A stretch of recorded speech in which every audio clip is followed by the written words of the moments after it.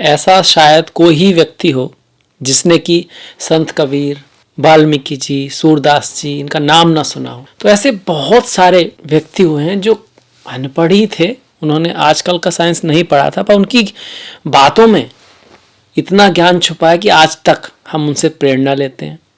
उसी तरह ऐसे भी बहुत सारे पढ़े लिखे लोग हैं जो कि अगर आप उनसे बातें करेंगे या उनसे विचार सुनेंगे तो आपको लगेगा कि भाई ये पढ़े लिखे तो हैं, पर ज्ञान का कोई परिचय उनके ना तो चरित्र में दिखता है ना कामों में दिखता है। इसका अर्थ यही है कि जब तक शिक्षा आपके चरित्र में ना आए तो ऐसी डिग्री का कोई लाभ नहीं। छोटी भी डिग्री हो, थोड़ा भी ज्ञान हो, उससे आप में विचारों की शक्ति बढ़े, आप उसको जीवन में लाओ, तभी वो आपके लिए परिवर्तन लाएगी। इसी विचार के साथ मैं हूं आपके साथ डॉक्टर दिलीप, और बहुत बहुत स्वागत करता हूं कर्क राशि वालों का इस बहुत ही स्पेशल वीडियो में। इस वीडियो में हम बात करने वाले हैं कि आने वाला मार्च का महीना आपके लिए क्या लेकर आएगा। चाहे वो आपका करियर है या फिर आपके घर की लाइफ है, आपका बिजनेस वगैरह है, प्रेम जीवन है, शादी विवाह है, आपका हेल्थ है, स्वास्थ्य है, आपकी समाज में ओवरऑल स्थिति, आपका धन परिवार है, आपके फ्रेंड्स हैं, आपके माता पिता हैं, आपका भाग्य है, आपके बच्चे हैं, या फिर आपकी एजुकेशन है, अब्रॉड एजुकेशन है, स्टॉक मार्केट है, सारे जो जीवन के क्षेत्र हैं सबके बारे में बातें करेंगे। कब क्या घटना होने की संभावना है, किन चीज़ों का हम थोड़ा सा ख्याल रखें, और ज्योतिषी रेमेडी क्या है, सब देखेंगे। पर सबसे पहले आ जाते हैं कि कौन सा ग्रह कहाँ बैठा है आपकी कुंडली में, क्या कहते हैं गोचर आपके। तो देखिए, तृतीय भाव में कन्या राशि, जिसको हम 6 नंबर से दिखाते हैं, उसमें केतु गोचर कर रहे हैं आपके। ये पहला भाव, ये दूसरा, ये तीसरा। पहले भाव में 4 नंबर इसलिए क्योंकि आपकी चौथी राशि है, कर्क चौथी राशि है। इसके बाद देखिए चौथा भाव, पांचवा, छठा, सातवां भाव। 7वें भाव में मंगल उच्च की राशि में है, फिर बाद में कुंभ में चले जाएंगे वो, पर 15 तारीख तक यहीं पर हैं। इसी तरह से अष्टम भाव में कुंभ राशि में शनि गोचर कर रहे हैं। 7 तारीख को यहाँ पर शुक्र आ जाएंगे अष्टम में कुंभ राशि में। मीन राशि में 7 तारीख को बुध आएंगे और नीच के हो जाएंगे। आपके एक महत्वपूर्ण ग्रह है बुध, क्योंकि ये 12वें और तृतीय भाव के स्वामी हैं, और 9वें भाव में भाग्य के भाव में नीच का आ रहे हैं, साथ में राहु भी बैठे हैं, और सूर्य की गति भी यहाँ पर 14 तारीख को हो जाएगी।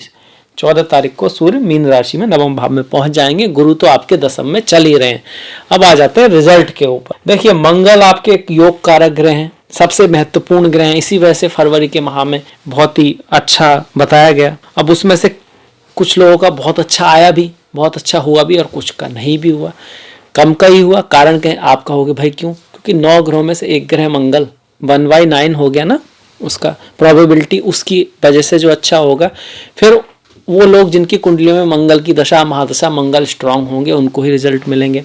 पर फिर भी मिलेंगे अभी, मतलब अभी और भी 15 दिन मंगल यहीं पर बैठे हुए हैं। रोचक नाम का महापुरुष योग बना रहे हैं। 10th का स्वामी केंद्र में बैठा हुआ है, और 5th का स्वामी भी केंद्र में, मतलब सप्तम में आकर राजयोग भी बना हुआ है। यहाँ पे काम योग भी है, राजयोग भी है।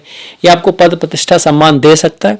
जब इसकी डिग्री आपके मंगल, अगर आपके मंगल यहीं पर है, उसके आसपास जाएंगी तभी रिजल्ट आएगा। उसके त्रिकोण में आएंगी या लग्न की डिग्री के पास आएंगी तब रिजल्ट आएगा। पर नक्षत्रों के आधार पर इस मंगल का जो रिजल्ट है वो आपको 8, 9 और 15 तारीख के आसपास मिल सकता है। गवर्नमेंट जॉब लग सकती है। व्यापार के मामले में आपको बहुत अत्यधिक लाभ हो सकता है।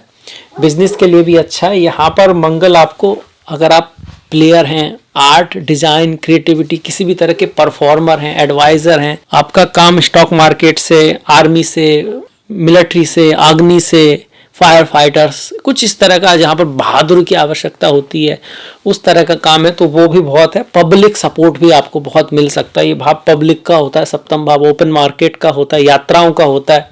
आपका काम ट्रैवल वगैरह से जुड़ा है, उसके लिए भी मंगल बहुत अच्छा रिजल्ट दे सकते हैं। पर ये सिर्फ 15 तारीख तक। 15 के बाद ये मंगल जो है अष्टम में चले जाएंगे। आपके मंगल अष्टम में जाते हैं तो कहते हैं भैया थोड़ा देख के ड्राइव करो, चोट वोट का भय रहता है, उस तरह से उतना बढ़िया नहीं मानते अष्टम में मंगल का गोचर। और 10th का स्वामी, 5th का स्वामी जा रहा तो कार्य में बदलाव रह सकते हैं, संतान की लाइफ में कुछ उतार चढ़ाव, पढ़ाई लिखाई के मामले में और प्रेम के मामले में भी आपको थोड़ा सा ध्यान रखना होगा। वाणी को मधुर रखने की आवश्यकता आपको रहेगी। इन सब में भी आपका 17, 26 और 27 तारीख थोड़ी सी सेंसिटिव है मंगल के हिसाब से। शनि की बात करें तो शनि तो आपके चल ही रहे हैं, अष्टम में चल रहे हैं। अष्टमस्थ शनि को बहुत बढ़िया नहीं मानते हैं, पर बात वही है कि अगर आपकी जन्म कुंडली में शनि अच्छे ग्रहों के साथ में है, अच्छी डिग्निटी में है, तो आपको इतना प्रभाव नहीं मिलेगा। आपके चंद्रमा अच्छे हैं तब भी ठीक है, पर अगर आपके चंद्रमा अच्छे नहीं है, शनि राहु केतु की दिशा चल रही है, दशा चली हुई है और शनि की ढैया चल रही है, तो उस केस में फिर आपको कार्य में दिक्कत आएगी, धन के मामले में भी नुकसान रह सकता है, परिवार में कुछ अशुभ सूचनाएं आपको सुनने को मिली होंगी और मिल सकती हैं। परिवार मतलब पूरा परिवार आपका, आपकी माता की लाइन, आपके पिता की लाइन, काफ़ी बड़ी जो फैमिली होती है उसके बारे में बात हो रही है।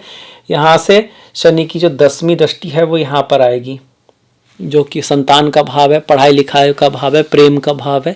तो आपस में डिफरेंस ऑफ ओपिनियन का होना, रिश्तों में ऐसा लगना कि भाई मेरे को बहुत ज़्यादा करना पड़ रहा है और दूसरा जो प्रेमी है, प्रेमिका है, वो उतना पार्ट प्ले नहीं कर रही है। शिक्षा के मामले में भी एफर्ट ज़्यादा है, हार्डवर्क ज़्यादा है, रिजल्ट जो अंक आए उसके अनुसार में उतने ना आए, इसकी पॉसिबिलिटी है। तो और ज़्यादा हार्डवर्क करो, और ज़्यादा मेहनत करो।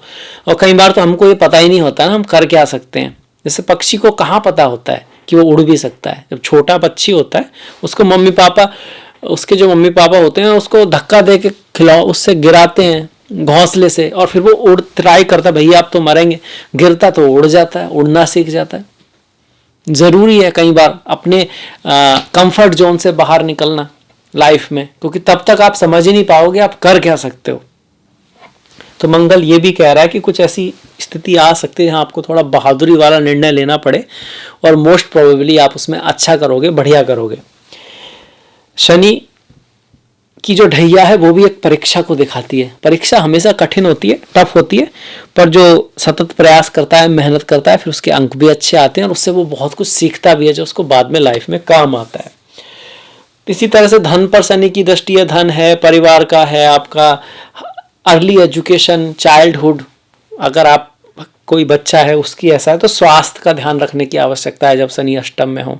आयु को तो ठीक है, आयु में कोई दिक्कत नहीं है, डरने की कोई बात नहीं, बस थोड़ा बहुत स्वास्थ्य का दिक्कत शनि कई बार दे देते हैं। अष्टम में जा रहे हैं तो ओल्ड एज है तो फिर और भी ध्यान रखें।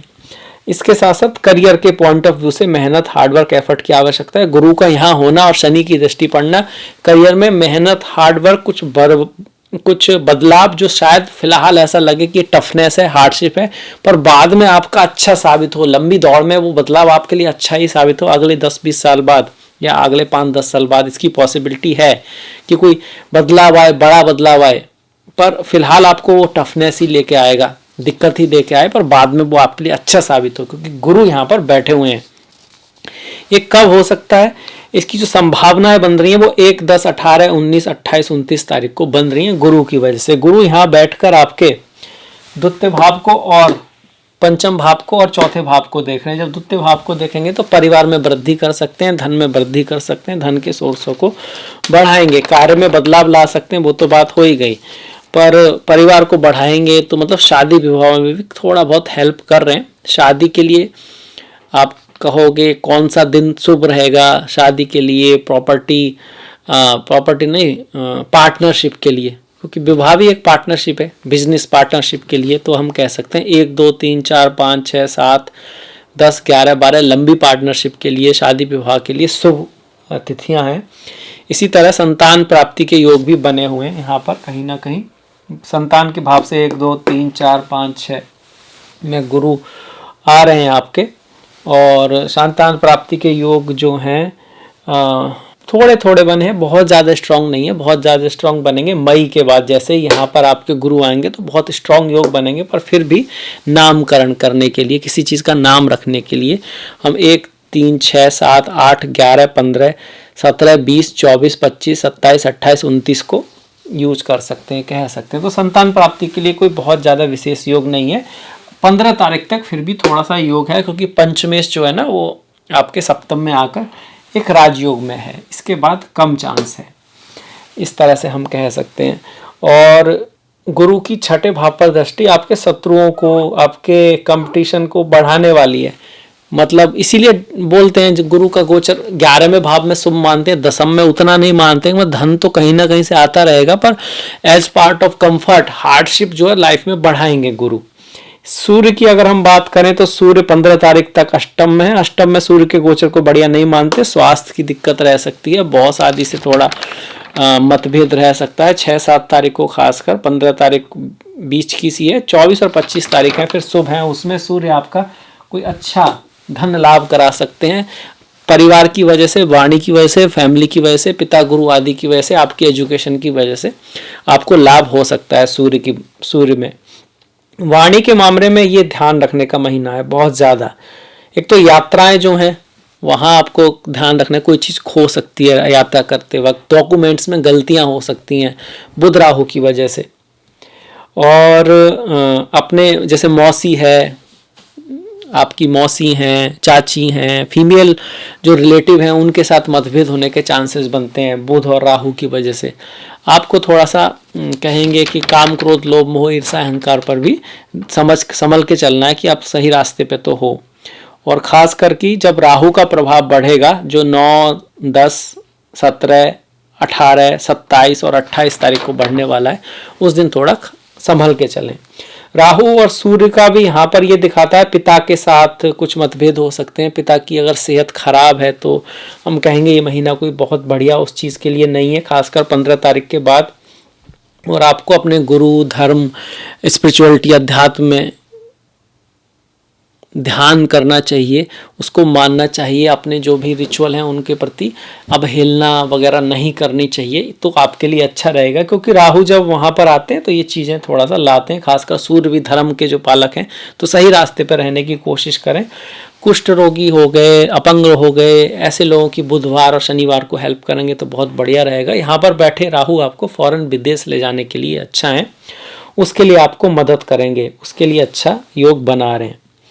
राहु हो गए। केतु की बात, केतु तृतीय भाव में है, पराक्रम मेहनत आप करोगे, आपकी वाणी में जादुई टच रह सकता है, पर छोटे भाई बहनों से कुछ मतभेद हो सकता है। आप कार्य को, छोटे कार्य को ना शॉर्टकट मारने की कोशिश कर सकते हो, तो वहाँ हमको ध्यान रखना है। और पड़ोसी आदि से कोई मतभेद होने का चांस भी बनता है केतु की वजह से। केतु का ज़्यादा प्रभाव 4, 5, 13 और 22 तारीख को आपका रहने वाला है।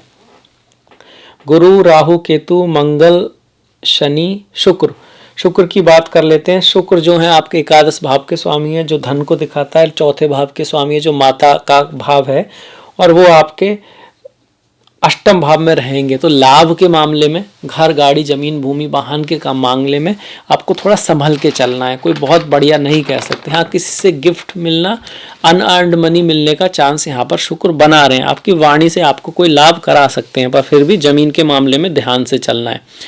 जमीन से संबंधित कोई काम है तो 1, 5, 6, 10, 19, 29 और 30 को कर सकते हैं। वाहन के मामले में भी आपको ध्यान रखना है, कोई बहुत बढ़िया नहीं है, पर फिर भी व्हीकल से संबंधित कोई काम हो तो 1, 3, 8, 15, 17, 20, 25, 27, 28, 29 तारीख को किया जा सकता है। तो ये शुक्र भी देख लिया, शनि, मंगल सारे ग्रह हो गए।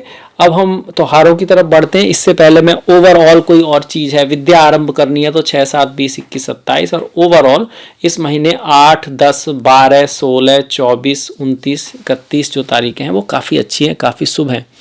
अब इसके बाद त्योहारों की तरफ चलते हैं। त्योहार हमारी पहचान है। जब हम किसी से मिलते हैं, किसी कंट्री जाते हैं, तो उनके त्योहारों से, उनके रीति रिवाजों से हम बहुत कुछ सीखते हैं और एक तरह की उनकी आइडेंटिटी होती है। तो ये हमारी आइडेंटिटी है। 8 तारीख की महाशिवरात्रि, आपको महाशिवरात्रि की बहुत बहुत शुभकामनाएं।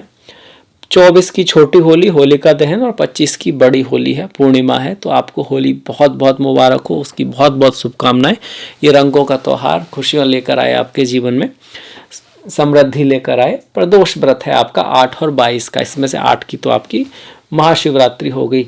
10 तारीख की फागुन अमावस्या है, 6 तारीख की विजया एकादशी है, ओम नमो नारायणाय, और 20 तारीख की आमाला की एकादशी है, ओम नमो भगवते वासुदेवाय।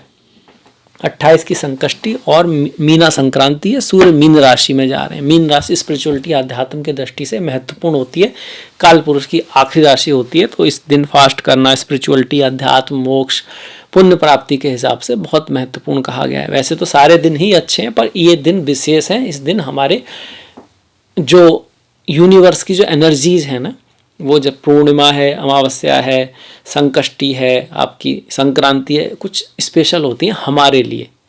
तो इसी दिन पाप, इस दिन आप कहोगे कि पाप ना करना मतलब कुछ बुरा कभी भी नहीं करना, इस दिन तो बहुत ही ज़्यादा कोशिश करना चाहिए। इसके साथ साथ पुण्य करना, कुछ अच्छा करना, बढ़िया करना, दुनिया के लिए, अपने लिए, पितरों के लिए बढ़िया माना गया है, अच्छा माना गया है।